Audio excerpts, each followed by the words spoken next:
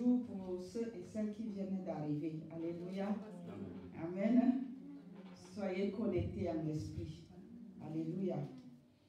Tout le monde est arrivé. J'ai demandé qu'on prenne nos Bibles dans Ésaïe chapitre 20, verset 5, à partir du verset 20.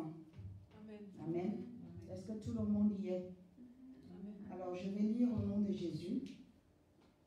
La Bible dit: malheur à ceux qui appellent le mal bien et le bien mal, qui changent les ténèbres en lumière et la lumière en ténèbres, qui changent l'amertume en douceur et la douceur en amertume. Est-ce que c'est écrit comme ça aussi dans vos Bibles? Amen. Alléluia. Je ne voulais pas qu'on dise que c'est la Bible du pasteur seul qui nous dit ça. Alléluia. Alléluia. Je ne voulais pas qu'on dise que c'est la Bible du pasteur seul qui dit que malheur à celui qui appelle le mal bien et le bien mal, qui change les ténèbres en lumière et la lumière en ténèbres, qui change l'amertume en douceur et la douceur en amertume. Verset 21. Malheur à ceux qui sont sages à leurs yeux et qui se croient intelligents. Ceux qui sont sages à leurs yeux et qui se croient intelligents. Le Seigneur dit malheur à eux. Alléluia. Verset 22. Malheur à ceux qui ont de la bravoure pour boire du vin et de la vaillance pour mêler les liqueurs fortes, qui justifient le coupable pour un présent. Amen. L'injustice. Et enlèvent aux innocents leurs droits. Vous voyez? Dieu est l'injustice. Il est les fausses balances. Verset 24. C'est pourquoi, comme une langue de feu dévore le chaume et comme la flamme consume l'herbe sèche, ainsi leur racine sera comme de la pourriture et leur fleur se dissipera comme de la poussière, car ils ont dédaigné la loi de l'Éternel des armées et ils ont méprisé la parole du Saint d'Israël. Amen. Donc quand on tourne les choses à l'envers pour faire le contraire, pour appeler le mal bien, le bien mal, approuver ce qui est condamnable, voilà le sort qui revient à de telles personnes. Amen. La Bible dit: c'est pourquoi comme une langue de feu dévore le chaume et comme la flamme consume l'herbe sèche, ainsi leur racine sera comme de la pourriture et leur fleur se dissipera comme de la poussière, car ils ont dédaigné la loi de l'Éternel des armées et ils ont méprisé la parole du Saint d'Israël. Amen. Verset 25, c'est pourquoi la colère de l'Éternel s'enflamme contre son peuple. Il étend sa main sur lui et il le frappe. Il fait comment? Et il n'est plus le Dieu d'amour, le Dieu qui nous aime tellement. Hein? Il est toujours Dieu, non? Pourquoi les gens refusent la vérité? Dieu est bon, il est aussi un Dieu de jugement. On ne doit pas seulement connaître le Dieu de la bonté et d'amour, on doit aussi connaître le Dieu du jugement, le Dieu de la condamnation, le Dieu qui juge les méchants et les infidèles et les orgueilleux. Amen. On ne doit pas se leurrer. On fait du mal et on dit Dieu est amour. Est-ce qu'il ne réagit pas ici? C'est pourquoi la colère de l'Éternel s'enflamme. Dieu est un Dieu qui se met aussi en colère. Amen. On ne doit pas prendre seulement un seul côté. C'est vrai, Dieu est bon. C'est vrai, Dieu est amour. Mais il est aussi un Dieu de jugement. Jésus-Christ, il est le lion. Quand il rugit, ça fait mal. Mais il est aussi l'agneau. Mais nous ne devons pas prendre Jésus agneau quand il faut être le lion. Quand il est le lion, il ne faut pas s'approcher pour dire que c'est l'agneau, il va me caser, tu seras mangé. Et quand il est l'agneau, ne le prends pas pour un lion, il ne va pas faire de mal. Quand il vient pour te consoler, ce n'est pas pour te juger. Quand tu transgresses ses lois, il devient le lion. C'est pourquoi la colère de l'Éternel s'enflamme contre son peuple. Il étend sa main sur lui et il le frappe. Les montagnes s'ébranlent et les cadavres sont comme des balayures au milieu des rues. Est-ce que ce n'est pas écrit dans la Bible? Pourquoi nous voyons les cadavres maintenant dans le corps de Christ et on dit que personne ne doit parler de la repentance? Dès que tu parles de la repentance, tu viens les juger. Tu viens les juger. La Bible dit quoi ici? N'appelez pas le mal bien et le bien mal. Vous avez fini d'appeler, le peuple de Dieu a fini d'appeler le mal bien, le bien mal. Et quand le Seigneur frappe maintenant, les cadavres sont comme des balayures. On demande au peuple de Dieu de se repentir. Ils disent que c'est le jugement. Ne jugez pas les gens. Est-ce que c'est une personne qui les juge? C'est la parole de Dieu qui nous juge, nous tous. Et la Bible a toujours dit que le jugement commencera par le pupitre de sa maison. Amen. C'est pourquoi la colère de l'Éternel s'enflamme contre son peuple. Il étend sa main sur lui et il frappe. Les montagnes s'ébranlent et les cadavres sont comme des balayures au milieu des rues. Malgré tout cela, sa colère ne s'apaise point et sa main est encore étendue. Pourquoi? Parce qu'il attend que son peuple se répande. Il attend que ses enfants se lèvent et se répandent. Mais tant qu'il ne se répande pas, son bras reste étendu et les cadavres continuent à tomber. Amen. Une servante de Dieu va appeler dans la nuit de je ne sais pas où avant-hier pour me dire, oui, la Bible dit que, là, vous savez, le jour que le Seigneur m'a fait ressentir ma colère, là, que j'ai passé 2 jours de deuil pour mon pays. J'étais mal de cheval, mais je souffrais. Dieu merci parce qu'il a ôté cette douleur-là. C'était invivable. Une servante de Dieu m'appelle, me dit, la Bible dit que là où le péché abonde, la grâce surabonde. Je lui ai dit oui. Voilà cette grâce-là qui amène les pasteurs à la tombe. La grâce surabonde sur la mort maintenant. J'ai dit, vous devez apprendre à lire votre Bible, je m'excuse. Dieu est un Dieu d'amour, de bonté, mais aussi un Dieu de jugement. Jésus est le lion. Oui, parce que c'est la grâce. Je lui ai dit que va lire Hébreu. Allez lire Hébreu. Je pensais que vous connaissez la Bible. Allez lire Hébreu. C'est écrit quoi? Qu'on doit remettre Jésus à la croix pour la 2e fois. Pourquoi en Jean? Je lui ai dit, va lire en Jean chapitre 1. Allons dans le Nouveau Testament. Puisque tu trouves que Jésus est venu, allons parler de Jésus. J'ai dit, qu'est-ce que dit en Corinthiens chapitre 6, à partir du verset 9? Les épudiés, les efféminés, les ceci, et cela n'hériteront pas le royaume des cieux. Vrai ou faux? Je dis, va lire le Nouveau Testament avant de venir me dire que là où la grâce abonde. Ça m'a énervé. Le Seigneur donne une ordre. Un ordre, pardon. Je dis, moi, je ne suis pas parti demander à Dieu qu'est-ce qui se passe au Cameroun. Moi, mon appel, c'est pour le corps de Christ. Moi, mon appel, c'est dans les nations. Je n'ai pas l'appel du Cameroun. C'est Clarisse Okanoa qui a l'appel du Cameroun et elle prie pour le Cameroun. Moi, je n'ai pas cet appel, mais il est venu me saisir avec ce message pour que je le publie. Va le voir, va lui dire que là où la grâce abonde, le péché abonde, la grâce surabonde. Vous prenez les paroles de Dieu à tort et à travers. Et voilà que les gens sont en train de mourir comme les mouches. On demande qu'ils se répandent. Dieu est bon, Dieu ne peut pas les condamner. Je dis que oui, mais la mort les condamne quand même. Oui, Dieu ne peut pas les condamner, mais la mort les condamne. Je dis franchement, si vous ne pouvez pas prier pour que les serviteurs de Dieu se répandent. Mais elle me dit qu'il faut que je demande au Seigneur de me montrer précisément. J'ai besoin d'aller demander. Mon problème, c'est quoi là-dedans? Je fouille quoi derrière la vie des gens pour aller demander à Dieu que montre-moi quel serviteur qui marche que je lui parle. Ça m'intéresse en quoi? J'ai d'autres chats à fouetter. Dieu fait ce qu'il veut. S'il m'a donné le message, je dois le transmettre fidèlement comme il m'a dit. Je n'ai pas besoin de lui demander je cherche quoi derrière la personne qui lui-même il connaît qui est qui. Amen.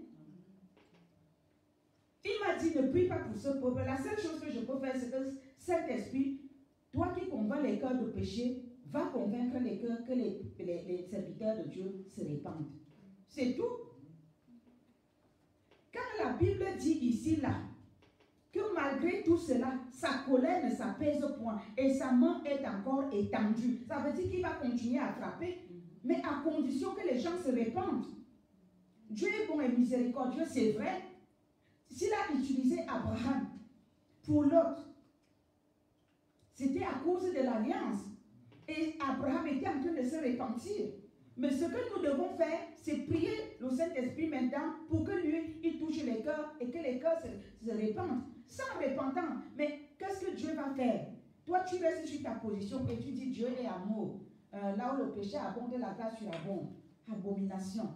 Il faut lire la Bible. Il faut lire le Nouveau Testament sur lequel les hyper graciés se positionnent. Ils ne connaissent même pas. Je m'excuse de le dire ici, haut et fort. Je vous le dis en face. Vous n'allez rien me faire. Allez lire le Nouveau Testament, de Matthieu jusqu'à l'Apocalypse. Vous allez découvrir que Jésus condamne le péché. Qui a dit que parce que Jésus-Christ est mort, il nous a donné la grâce de vivre, ça veut dire qu'on a l'autorisation de pécher. Voilà les conséquences. Les conséquences sont là. Les gens continuent à argumenter avec le péché. Dieu est un Dieu saint et il faut que nous qui le servons, que nous le servons dans la sainteté. Il faut que ça soit clair et que la vérité soit dite dans l'église. Arrêtons de mentir. Les conséquences sont là, personne ne veut faire. Mais ça coûte quoi de se repentir? Ça coûte quoi de prendre la décision que moi je ne vais pas mourir, Seigneur, pardonne-moi. Il faut argumenter. Là où le péché abonde, la grâce surabonde. Dieu est un Dieu bon. Alors que les conséquences sont là. Il faut arrêter. Il faut arrêter ça. Il faut arrêter avec cette religiosité. Il faut retourner dans la parole de Dieu. Et il faut apprendre à lire la parole de Dieu avant d'ouvrir sa bouche, avant de vouloir critiquer un serviteur ou servant de Dieu qui se tient à la brèche nuit et jour. Je paye le prix et si je dis Dieu m'a dit ce qu'il m'a dit.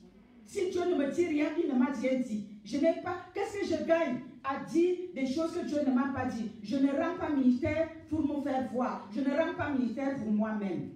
Amen. Relisez ce passage d'Ésaïe chapitre 5 à partir du verset 20 jusqu'au verset 25. Les gens qui ont appelé le mal bien, qui ont appelé le bien mal, quelle a été la conséquence? Quelle a été la conséquence?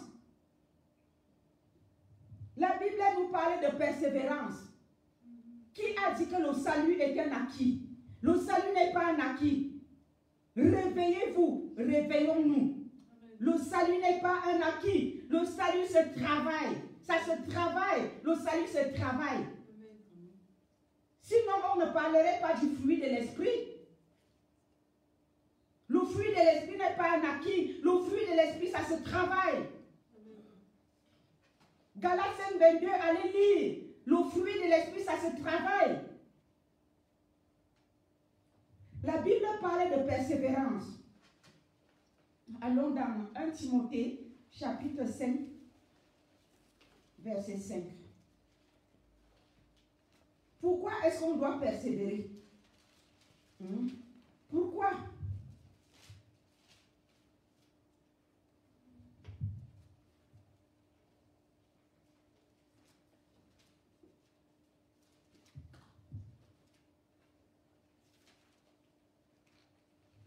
Non, c'est pas ça que je vais prendre.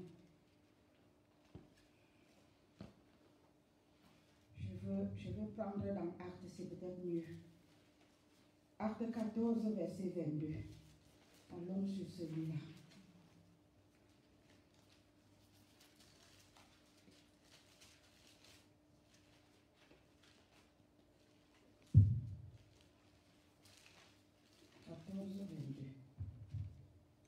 Je lis au nom de Jésus. Fortifiant l'esprit des disciples, les exhortant à persévérer dans la foi. Faisant quoi? Fortifiant l'esprit des disciples, les exhortant à persévérer dans la foi et disant que c'est par beaucoup de tribulations qu'il nous faut entrer dans le royaume de Dieu. Est-ce que c'est facile de rentrer dans le royaume de Dieu? Non. Là, selon ce passage, est-ce que c'est facile? C'est par beaucoup de tribulations. Ça veut dire qu'il faut tenir ferme. Il faut avoir une foi ferme. Il faut persévérer dans la sainteté, dans la vérité, dans l'intégrité, l'obéissance, la fidélité avec Dieu. La persévérance. C'est ça. Je veux même lire le verset 21 parce que il dit, quand il eurent évangélisé cette ville et fait un certain nombre de disciples, ils ont évangélisé, donc ils ont formé les disciples. Ils retournèrent à Lystre, à Icône et Antioche, fortifiant l'esprit des disciples, les exhortant à persévérer. Ils étaient déjà disciples. Puisque le salut était acquis, pourquoi est-ce qu'il a demandé qu'ils persévèrent? Tu es déjà disciple. Un disciple, c'est celui qui suit Jésus, vrai ou faux? Donc, tu suis déjà Jésus, ok? On te demande de persévérer. Puisque tu es déjà disciple, tu dois donc seulement dormir. Tu es déjà disciple, tu suis déjà Jésus. Tu n'as plus besoin de persévérer. Mais il a dit quoi ici? Les fortifiants, exhortant à persévérer dans la foi et disant que c'est par beaucoup de tribulations qu'il nous faut entrer dans le royaume de Dieu. Le salut, ça se travaille. Le salut n'est pas un acquis. Quand on parle de persévérance, ça veut dire que ce n'est pas quelque chose de facile. Il y a des épreuves, il y a la tentation. Amen. Vous êtes tenté de faire certaines choses. À vous de résister. Avec une ferme foi. Aujourd'hui, Jésus est bon. Il a tout payé. Vis ta vie. Il a payé pour tes péchés futurs, tes péchés présents et tes péchés passés. Alors tu dois mener ta vie comme tu veux. Tu es déjà disciple. Tu n'as plus besoin de persévérer. Il faut sortir de ce mensonge. L'heure est grave. Le Seigneur est fâché. Et tant pis pour ceux qui ne veulent pas se repentir. Dieu ne nous juge pas, il ne nous condamne pas. Il faut la repentance. Et quand il n'y a pas la repentance, c'est la sentence qui tombe. C'est la sentence qui tombe. Ce n'est pas parce que les gens refusent de se repentir que Dieu, il va annuler ses principes bibliques. Ce n'est pas parce que les gens renient le péché que cela veut dire que Dieu ne peut pas punir le péché.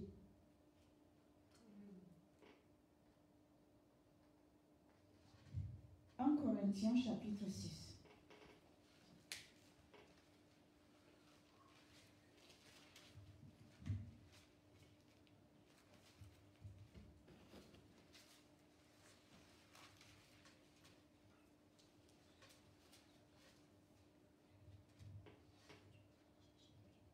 Il faut sortir de cette religiosité. Il faut sortir du mensonge. Il faut sortir du mensonge.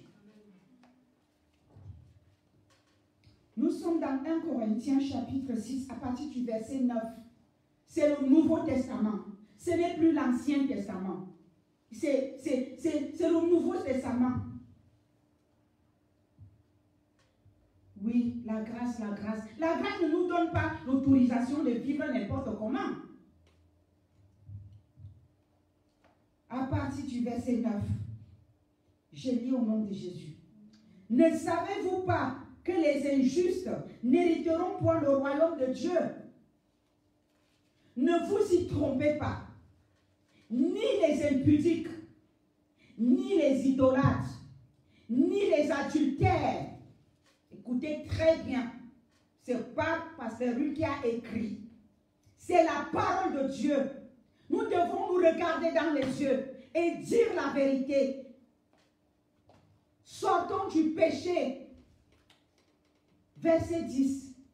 Ni les efféminés, ni les infâmes, ni les voleurs, ni les cupides, ni les ivrognes, ni les outrageux, ni les ravisseurs n'hériteront le royaume de Dieu. Et c'est là ce que vous étiez, quelques-uns de vous. Mais vous avez été lavés, mais vous avez été sanctifiés, mais vous avez été justifiés au nom du Seigneur Jésus-Christ et par l'Esprit de notre Dieu. Jésus a payé le prix. Il nous a sanctifiés. Il nous a justifiés. Pourquoi nous retournons dans la boue? Pourquoi retournons-nous dans la boue? Pourquoi on retourne au péché? Pourquoi? La Bible dit qu'on ne mérite, on n'hériteront pas, ils ne mériteront pas le royaume de Dieu. Et vous allez dire, parce qu'on a été lavé, parce qu'on a été purifié, on a été sanctifié, alors Jésus a payé le prix, nous sommes libres. Regardez ce que dit la parole de Dieu. Hébreux chapitre 10, verset 26 et 27. Je lis au nom de Jésus-Christ. Car, est-ce que tout le monde y est?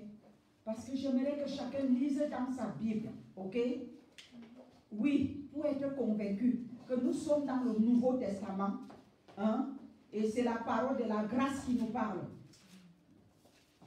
La grâce qui n'autorise pas le péché. Jésus est venu ouvrir la porte de sortie de la condamnation. Il n'est pas venu abolir la loi. Il est venu accomplir la loi. Donc il a ouvert une porte de sortie. Que si tu pêches, tu peux aller vers lui. Tu demandes pardon. Il te pardonne et tu es sauvé. Il n'est pas venu dire pêche, vis ta vie et tu iras au ciel. Il faut sortir de cette religiosité. On doit prêcher la vérité. On doit dire la vérité. La vérité doit revenir dans l'église. Jésus est fâché. Le Seigneur est fâché. Il faut que la vérité soit prêchée. Hébreux 10, à partir du verset 26. Car si nous péchons volontairement, parce que nous allons dire, Jésus a payé le prix, j'ai le droit de pécher. Amen. Si nous péchons volontairement, après avoir reçu la connaissance de la vérité, il ne reste plus de sacrifice pour le péché. Est-ce que c'est clair? Nous sommes où là? Nouveau Testament. Qu'est-ce que Jésus dit? Car si nous péchons volontairement, après avoir reçu la connaissance de la vérité, il ne nous reste plus de sacrifice pour le péché, pour les péchés. Verset 27. Qu'est-ce qui va rester? Mais une attente terrible du jugement. Ce n'est pas lui qui parlait là. Hein?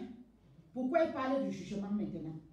Il faut que les gens lisent la parole de Dieu. Il faut que les gens méditent la parole de Dieu. Mais une attente terrible du jugement et l'ardeur d'un feu qui dévorera les rebelles. Voilà. Est-ce que ça veut dire que ce feu-là va les caresser parce qu'il est amour, il est amour? Quand on parle de dévorer les rebelles, c'est une bonne chose. Très bien. Verset 28. Celui qui a violé la loi de Moïse meurt sans miséricorde, sur la déposition de 2 ou 3 témoins. De quel pire châtiment pensez-vous que sera jugé digne celui qui aura foulé aux pieds le Fils de Dieu, qui aura tenu pour profane le sang de l'alliance, pour lequel il a été sanctifié, et qui aura outragé l'esprit de la grâce? Les gens sont en train d'outrager l'esprit de la grâce. Ils s'attendent à quoi? Ils s'attendent à quoi? Voilà ça écrit dans Hébreux. Pourquoi les gens ne lisent pas la parole de Dieu? Et ce canton a dit, c'est pas parce que tu renies la repentance que cette parole ne va pas s'accomplir. Tout ce qui est écrit dans la parole de Dieu est oui et amen. Amen. On ne joue pas avec le péché. De quel pire châtiment pensez-vous que sera jugé digne celui qui aura foulé aux pieds le Fils de Dieu, qui aura tenu pour profane le sang de l'alliance, par lequel il a été sanctifié, et qui aura outragé l'esprit de la grâce? Car nous connaissons celui qui a dit, à moi la vengeance, à moi la rétribution. Et encore, le Seigneur jugera son peuple.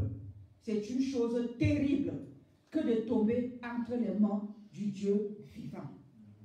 Que ceux qui ont les oreilles entendent aujourd'hui ce que dit l'Esprit de Dieu. Et je vous invite, vous qui m'écoutez,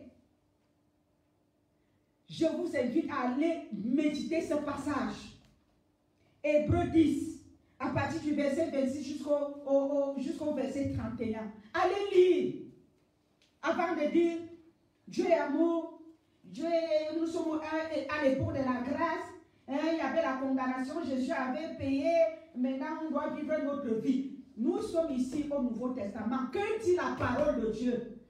Que dit la parole de Dieu? Arrêtez de trouver des excuses avec nos péchés. Dieu demande la repentance. Repentons-nous. Point. Repentons-nous. Moi qui vous parle, je ne suis pas parfaite. Mais je vis à genoux. Je vis à genoux. Parce que je suis encore dans un corps de chair. Je ne suis pas parfaite. Personne ne sera parfait sur cette terre. Avec le corps de chair. Il n'y a que Jésus seul. Mais il nous appelle à la repentance. Nous ne devons pas pécher volontairement. S'il arrive qu'on tombe dans le péché, nous devons aller devant la face du Père nous repentir. Et si nous avons péché par le passé volontairement, arrêtons et repentons-nous. Ses bras sont ouverts comme ça pour nous accueillir. C'est un Dieu d'amour, mais à condition qu'on se repente. Sortons du mensonge et des illusions. Que ceux qui ont les oreilles entendent. Arrêtons de discuter avec le péché. Amen. Je vous invite maintenant à rentrer. Nous tous, rentrons dans la repentance. Y compris moi. Rentrons dans la repentance. Repentons-nous. Même si tu as insulté ton frère, même si tu as mal parlé, tu as calomnié, tu as eu des mauvaises pensées, repens-toi. Entrons dans la repentance.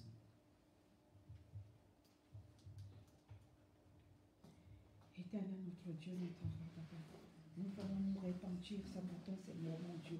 Nous venons te demander pardon, Père éternel, mon Dieu, mon roi, de tout le mal que nous avons commis, oh Père.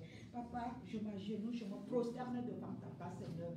Je me prosterne pour te demander pardon, Père éternel, mon Dieu. Toutes les fois, Père éternel, mon Dieu, que j'ai péché volontairement. Toutes les fois, Père éternel, mon Dieu, mon roi, Papa, que j'ai fait des choses mauvaises, des mauvaises pensées, que j'ai même menti, que j'ai volé, que j'ai triché, que je ne sais pas, j'ai fait tout ce qui est mauvais, j'ai frustré ton Saint-Esprit. Papa, je te prie de me pardonner cela au nom de Jésus. Je te demande pardon du fond de mon cœur, Père. Je reconnais, Père éternel, mon Dieu, que je n'ai pas été juste devant toi. Je reconnais que j'ai été une pierre d'achoppement pour qui que ce soit, Seigneur, autour de moi. Je reconnais, Père éternel, mon Dieu, mon roi, que j'ai mal parlé des autres. Je reconnais, Père éternel, que j'ai eu des mauvaises pensées. Je reconnais que j'ai fait des mauvaises choses. Je reconnais, Papa. Je te prie maintenant, Père, de me pardonner. Je te demande pardon, éternel, mon Dieu, mon roi. Viens à mon aide et à mon secours. Sans toi, je ne peux rien. Sans toi, je ne suis rien. Papa, lave-moi, Seigneur, mon Dieu. Lave-moi et purifie-moi par ton sang précieux. Je te prie au nom puissant de Jésus-Christ de Nazareth. Éternel Dieu des armées personnelles. Sans toi, Père, je ne peux rien. Je te demande pardon. Je reconnais mon iniquité. Je reconnais mon péché. Je reconnais que j'ai promené mes pieds ça et là sous ta table verte et j'ai adoré d'autres dieux que toi. Et je te demande pardon. Toutes les idoles qu'il y avait dans mon cœur, Père éternel, je renonce à ces idoles. Je renonce aux idoles, je renonce à la colère, à l'irritation, Seigneur. Je renonce à la méchanceté, je renonce aux mauvaises choses. Je renonce aux mauvaises pensées, je renonce à moi-même, Seigneur. Et je prie que tu prennes le contrôle total de ma vie et que tu me conduises au nom de Jésus-Christ de Nazareth. Merci, Seigneur, mon Dieu. Que ton nom soit béni, que ton nom soit loué au nom de Jésus-Christ de Nazareth. Amen. Amen. Notre Dieu est bon. Voilà sa manière d'être bon. Sa manière d'être bon veut dire que il peut m'arriver de pécher. Et quand on parle de repentance, je vais aller vous expliquer ça clairement. Bible à l'appui dans Jérémie chapitre 3. À partir du verset 12. Va, crie ces paroles vers le septentrion et dit: reviens, infidèle Israël, dit l'Éternel. Je ne rejetterai pas sur vous un regard sévère, car je suis miséricordieux, dit l'Éternel. Je ne garde pas ma colère à toujours. Ça veut dire que Dieu, il veut juste qu'on reconnaisse nos péchés. Et quand on les reconnaît, il nous pardonne. Il ne nous tue pas. Il ne nous condamne pas. Il aime l'obéissance. Dieu aime l'obéissance. Nous devons renoncer à nous-mêmes pour nous soumettre à son autorité. Amen. Verset 13. Reconnais seulement ton iniquité. Repentance veut dire, je reconnais ma faute. Je décide d'abandonner et je demande pardon à Dieu. Et je ne veux plus retourner là-bas. Et s'il m'arrive par hasard de retourner, je me ressaisis vite. Je dis, papa, non, je ne sais pas comment je me suis retrouvée là. J'ai plus envie. J'ai divorcé avec ce chemin. C'est toi que je suis. Et Dieu te relève.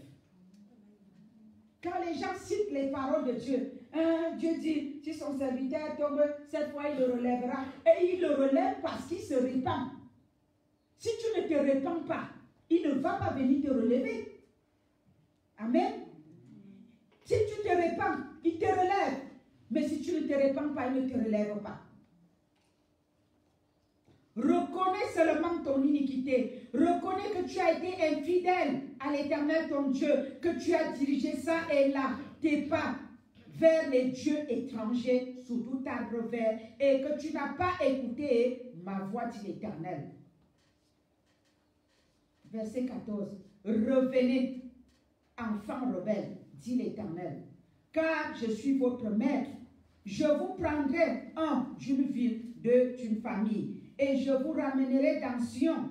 Je vous donnerai des bergers selon mon cœur, et ils vous paieront avec intelligence et avec sagesse. Ça veut dire que les bergers qui disent la vérité, qui vous disent, vous avez péché, Dieu ne veut pas votre mort, il faut votre repentance. Repentez-vous, revenez vers notre Dieu, il va vous racheter. Le sang de Jésus vous a racheté, Dieu va vous pardonner. Ce n'est pas que quelqu'un pêche, on lui dit, ah, nous sommes à l'époque de la grâce, tu as déjà le salut, on a le salut une seule fois. C'est faux. Le salut n'est pas un acquis. Le salut, ça se travaille. Si tu ne travailles pas ton salut, tu finis en enfer.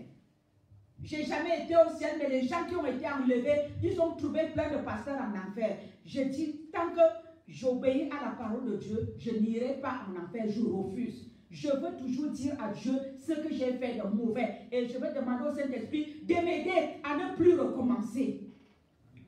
C'est la clé. Amen. Personne n'est parfait. Amen. Dieu ne nous demande pas d'être parfait. Il nous demande de nous repentir. Amen. Et de demander, Jésus nous a laissé le Saint-Esprit. Et le Saint-Esprit est là pour nous aider dans nos faiblesses. Pourquoi c'est si difficile à comprendre? Pourquoi se cantonner à dire que Dieu est bon, alors j'ai le droit de pécher, il y a la grâce, j'ai le salut, j'ai reçu le salut, c'est basta, je peux vivre ma vie. Je vais prier. Éternel, notre Dieu, notre roi, Papa, nous te rendons grâce, Seigneur, pour l'éclairage, pour la lumière, Père, de ta parole.